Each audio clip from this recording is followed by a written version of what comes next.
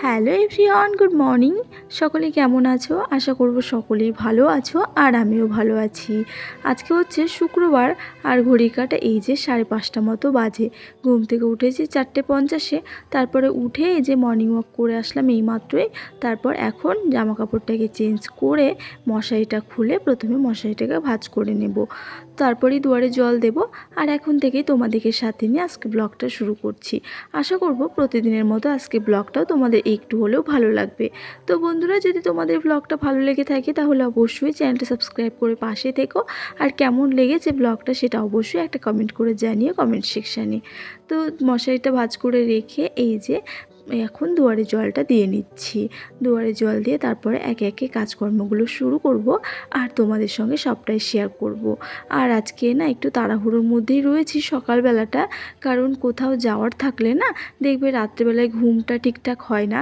মনে হয় যে এই কখন সকাল হবে, এই মনে হয় দেরি হয়ে যাচ্ছে, এই মনে হয় দেরি হয়ে যাচ্ছে। মানে যদি ধরো কোনো জায়গায় একটু সকাল সকাল বেরোনোর থাকে বা একটু টাইমলি বেরোনোর থাকে, তাহলে কিন্তু এই রকমটাই হয়। আমার তো তাই হয়। তো যাই হোক, তারপরে রাত্রেবেলায় ঘুমিয়েওছি একটু দেরি করে, ওই 12:30 করে। তো সেই কারণেই আর কি মানে ঘুম থেকে উঠতে পারবো কি না সেই এক চিন্তা সকালবেলায়। দেরি করে ঘুমোলে না ঘুম ভাঙতে অনেকটাই লেট হয়ে যায়। যদিও মর্নিং ওয়াকে যাচ্ছি বলে ঘুমটা টাইমলি ভেঙে যায় ওই 5টার দিক করে, যেহেতু অ্যালার্ম দেওয়া থাকে। তবে আজকে ঘুমটা একটু আরও আগেই ভেঙে গিয়েছে। ওই যে বললাম কোথাও যদি যাওয়ার থাকে তাহলে এরকমটাই হয়। তো দেখো, দুয়ারে জল দিয়ে এসে প্রথমে রান্নাঘরটাকে ঝেড়ে একেবারে মুছে নিচ্ছি। আর আমি দুয়ারে জল দিয়ে আসার পরে না প্রত্যেকদিন এই রুটিনটাই ফলো করি, মানে এইভাবেই কাজকর্মগুলো করে থাকি আর কি। সকালবেলায় প্রথমে দুয়ারে জল দিয়ে আসি, তারপরে রান্নাঘরটাকে ভালো করে ঝেড়ে মুছে নিই। আর বাইরেটা, রান্নাঘরের সামনেটা, আর হচ্ছে ওই যে আমাদের পেছন গেটের গলিটা, এই 3টে কাজ করার পরেই ঘরের কাজকর্মগুলো শুরু করি। তবে প্রত্যেক দিন তো আর সকাল থেকে স্টেপ বাই স্টেপ তোমাদের সঙ্গে কাজগুলো শেয়ার করা হয় না, তাই হয়তো দেখাতে পারি না। তবে আজকে যেহেতু শুরু করেছি তাই মোটামুটি তোমাদের সঙ্গে শেয়ার করার চেষ্টা করছি। রান্নাঘরটা মুছে তার সামনেরটা মুছে নিয়েছি, বারান্দাটা। আর তারপরে এখন এই যে পেছনের এই গেটের এই গলিটাকে মুছে নিলাম। মুছে নিয়ে এবার ঘরে আসলাম। ঘরে এসে আজকে না ডাস্টিংয়ের কাজগুলো করার নেই। কেন বলো তো? যদি আমার পরদিন কোথাও ধরো বেরোনোর থাকে তাহলে আমি আগের দিন রাত্রেবেলাতেই ডাস্টিংয়ের কাজগুলো করে রাখি। কারণ ডাস্টিংয়ের কাজটা তো আমাকে প্রত্যেক দিন করতেই হয়, না করলে আমার ঠিক ভালো লাগে না। তো আজকে যেহেতু সকালে আমি সময় পাবো না, তো সেই কারণে আগের দিন রাত্রেবেলায় ওই যে শোকেসের আয়নাটা, তারপরে তোমার আলনা, ওয়ারড্রপ, এগুলো না রাত্রেবেলাতেই আমি বসে বসে ডাস্টিং করে রেখেছিলাম, যাতে পরদিন সকালবেলায় আমাকে কাজে আর কি সময় নষ্ট না করতে হয়। আর আরও একটা কাজ আমি করে রাখি যদি কোথাও বেরোনোর থাকে, সেটা হচ্ছে আগের দিন আমি ব্যাগগুলোকে গুছিয়ে রাখি। ধরো সকালে বেরোনোর আছে তাহলে রাত্রেবেলাতেই গুছিয়ে রাখি, আর যদি দেরি করে বেরোনোর থাকে তাহলে সকালবেলাতেই গুছিয়ে নিই। ধরো ব্যাগ বলতে তোমার ধরো যেহেতু আমি ডাক্তার দেখাতে যাব, তাই ডাক্তারের যে সমস্ত ইম্পর্টেন্ট যেগুলো প্রেসক্রিপশন বা যে ওষুধগুলো আমি খাচ্ছি সেগুলো, আরও টুকিটাকি জিনিস, যেমন মামামকে তো নিয়ে যাব, তাই সবসময় মামামের জন্য একটা জামা প্যান্ট ক্যারি করি আমি কোথাও যাওয়ার থাকলে। আর জলের বোতল, তারপরে হচ্ছে তোমার একটা হাত পাখা, এই সমস্ত টুকিটাকি জিনিসগুলো আমার ব্যাগে লাগেই কোথাও বেরোনো থাকলে। তো এই জিনিসগুলো না আমি রাত্রেবেলাতেই ব্যাগ করে গুছিয়ে রাখি। আর কোন জামাটা পরে যাব সেই জামা কাপড়টাও আমি বের করে রাখি।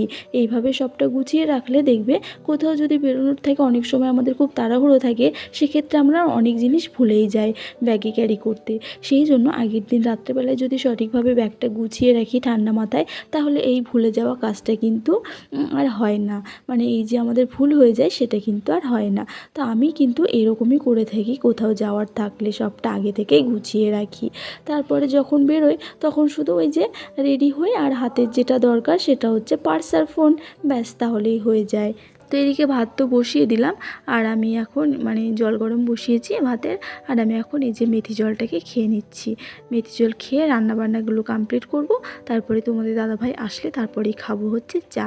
ওইদিকে মামাম ঘুমিয়ে রয়েছে, তো আমি ভাবছি যে ও উঠতে উঠতে তাড়াতাড়ি করে যদি রান্নাটা কমপ্লিট করতে পারি তাহলে তারপরে ওকে একেবারে স্নান করে রেডি করিয়ে দেব। আর কোথায় যাব সেটা তো তোমাদেরকে বলা হয়নি, ওই যে ডাক্তার দেখাতেই যাব আমার জন্যই। তবে আজকে আর চেম্বারে দেখাবো না, আজকে ভেবেছি আমাদের যে মুর্শিদাবাদ বহরমপুর মুর্শিদাবাদ মেডিকেল কলেজ মানে হসপিটাল রয়েছে, কলেজ কাম হসপিটাল, তো সেখানেই দেখাবো আউটডোরে। সেখানে খুব ভালো ভালো ডাক্তার বসে। আর আমাদের তো বাড়ি থেকে খুব একটা দূরে নয়, দূরে তবে ওই যে অনেক দূর দূর থেকে লোক আসে, তবে অতটা দূরে নয়, তবুও না যাওয়া হয় না। তো সেই কারণে আজকে তোমাদের দাদাভাই অফিস ছুটি নিয়েছে, তো আজকে ডক্টরটা দেখাতে যাব।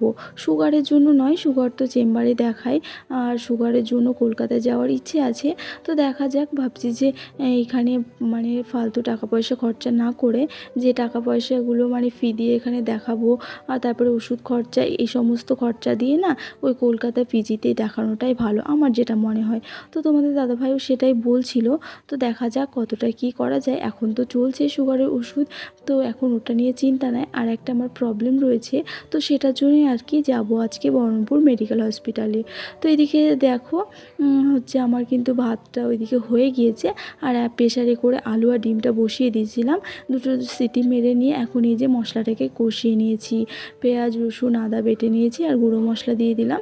তারপরে ভালো করে কষিয়ে নিলাম, আর এর মধ্যে টমেটো অ্যাড করেছি। তারপরে এই যে সিদ্ধ করে রেখেছিলাম যে আলুটা, সেটা এখন দিয়ে ভালো করে কষিয়ে নাড়াচাড়া করে জল দিয়ে নামিয়ে নেব, মানে ডিমের ঝোল আর ভাত করব। আর ভাতে দিয়েছি দুটো উচ্ছে সেদ্ধ। তো এই হবে সকালকার মতো খাবার। আর একেবারে রান্নাটা করে নিলাম, কারণ আসবো কখন, এসে আবার রান্না করব সেটা তো আর সম্ভব নয়। এমনিতেই একটা জার্নি করে আসার পর না আর ভালো লাগে না রান্না বান্না করতে। তবে এখন খেয়ে যাব এক মুঠ করে, আর যা থাকবে সেটা দিয়ে এসে আর কি হয়ে যাবে। তো সেই কারণে দেখো এদিকে রান্নাবান্না করে গ্যাস ট্যাস মুছে আমি বাসনটা মেজে নিয়েছি। আর এখন মাম্মামকে তুলে দিলাম, মাম্মামকে তুলে আমি বিছানাটা এবার সুন্দর করে গুছিয়ে নেব।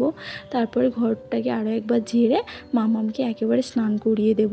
স্নান করিয়ে ওকে আগে খাইয়ে দেব, খাইয়ে দিয়ে তারপরে ওকে রেডি করাবো, তারপরে আমিও রেডি হয়ে যাব। আর এর মধ্যেই তোমাদের দাদাভাই ফোন করেছে, ফোন করে বললো যে ট্রেন প্রচুর লেটে রয়েছে, তো আমি এখানেই দাঁড়িয়ে আছি, তোমরা চলে এসো। তো এদিকে খাইয়ে মামামকে খাইয়ে আমি এক মুঠ খেয়ে পুরো রেডি হয়ে গেছি। আর রেডি হয়ে এখন আমরা বেরিয়েও পড়েছি। আর এই যে টোটো ধরে নিয়েছি, টোটো ধরে এবার যাবো স্টেশনে। আর আমাদের ট্রেন রয়েছে 9:30টার সময়, তবে 9:30 বাজতে আর মাত্র 10 মিনিট বাকি রয়েছে।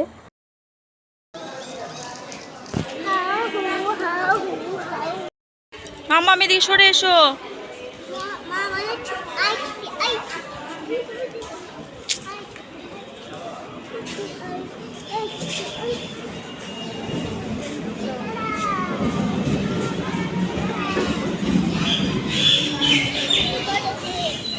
ফাইনালি আমরা এখন ট্রেনে উঠে পড়েছি। তো চলো একেবারে গিয়েই তোমাদের সঙ্গে দেখা হচ্ছে।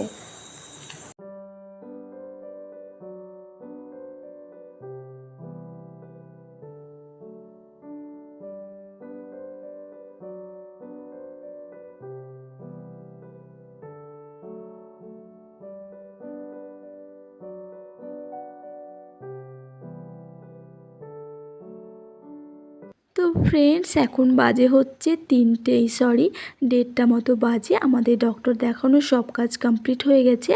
আর এত গরম পড়েছে না কি আর বলবো, ওইখানে গিয়ে আমি আর ভিডিও শ্যুট করতে পারিনি। তো তারপরে এখন আমরা এই যে বহরমপুর স্টেশনে রয়েছি, বাড়ি যাব। 2:08 ট্রেন রয়েছে, তো এখান থেকে একটুখানি ঝালমুড়ি মাখা নিয়ে নিলাম। আর তারপরে আমরা স্টেশনে বসে রয়েছি, ট্রেন আসলে তারপরে বাড়ি যাব। তো চলো, আসার পথে না হচ্ছে একটু জুতো দোকানেও ঢুকেছিলাম, পুজোর জন্য জুতো নেওয়া হয়ে গেল অলরেডি। তো বন্ধুরা এখন বাজে হচ্ছে 3:30, আর বাড়ি আসলাম। বাড়ি এসে এই যে হাত মুখ ধুয়ে ঘর তোর আর একবার মানে ছেড়ে নিলাম আর কি।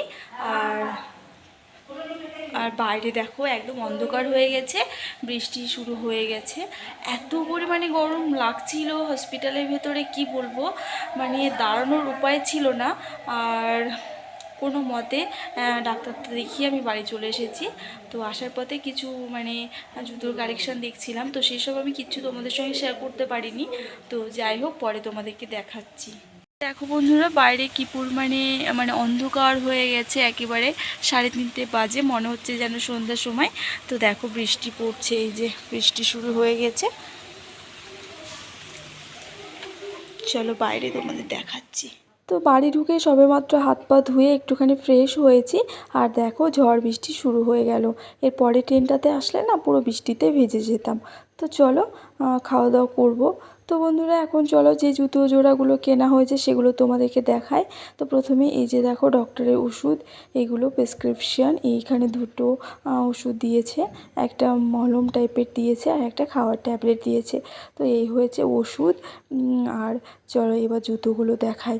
এত পরিমাণে গরম পড়েছিল, এত রোদের তাপ কি বলবো বন্ধুরা, মানে ভিডিও শ্যুট করব কি, মানে আরও ডাক্তার দেখানোর কথা ছিল কিন্তু গরমের চাপে না আমি আর দেখাইনি, চলে এসেছি। তো চলো প্রথমে দেখাই মামামের জুতো। তবে এই জুতোটা আমি আগে নিয়েছিলাম আমাদের লালবাগ থেকে, তো সেটা এর সঙ্গে দেখিয়ে দিচ্ছি।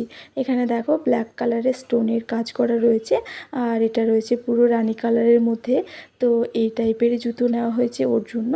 কেমন লাগছে অবশ্যই জানিও। এরপর আমি এখানে দুজোড়া জুতো নিয়েছি, যেটা বহরমপুর থেকে আসার পথেই নিয়েছিলাম।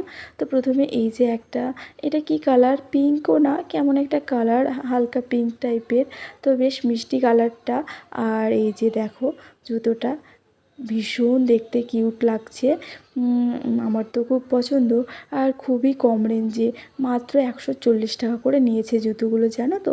কতদিন টেকসই হবে ঠিক জানি না, তবে আমার খুব ভালো লাগলো তাই আমি দুজোড়া নিয়ে নিয়েছি। একজোড়া বোনের জন্য নিয়েছি, একজোড়া আমার জন্য নিয়েছি। আর এই হয়েছে ব্ল্যাক কালারের একটা, এটা ভীষণ ইউনিক টাইপের একজোড়া জুতো, যেটা পায়ে পরলে ভীষণ ভালো লাগছে আমার।